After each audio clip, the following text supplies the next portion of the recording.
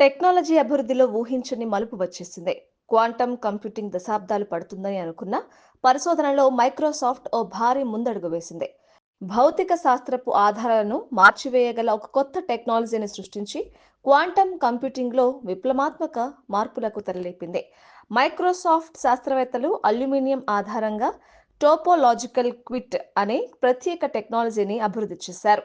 ఈ టెక్నాలజీ ద్వారా quantum computing సామర్థ్యాలు గణనీయంగా పెరుగుతాయని, ప్రస్తుత కంప్యూటర్ల సామర్థ్యాలను మించి వెళ్లే వేగంతో సమస్యలను పరిష్కరించగలమని శాస్త్రవేత్తలు చెబుతున్నారు. క్వాంటమ్ కంప్యూటర్లు సంప్రదాయ కంప్యూటర్ల కంటే వేగంగా, సమర్థవంతంగా పనిచేయగలవు.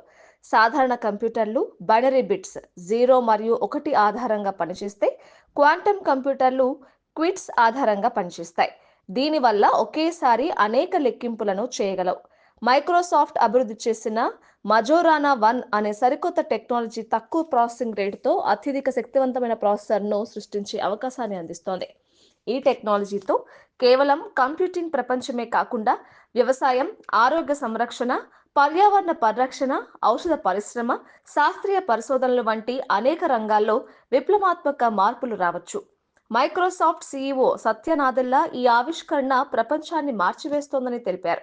టెక్నాలజీ రంగంలో గూగుల్, ఐబిఎం, నివిడియా వంటి కంపెనీలు కూడా క్వాంటమ్ కంప్యూటింగ్ పై దృష్టి పెడుతున్నప్పటికీ మైక్రోసాఫ్ట్ ముందుగా పెద్ద విజయాన్ని సాధించింది.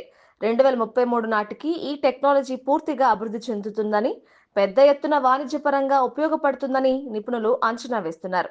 మొత్తంగా చెప్పాలంటే క్వాంటమ్ కంప్యూటింగ్ ఒక భవిష్యత్ టెక్నాలజీ మాత్రమే కాదు, మానవ జీవితాన్ని పూర్తిగా మార్చివేయగల శక్తివంతమైన మార్గం.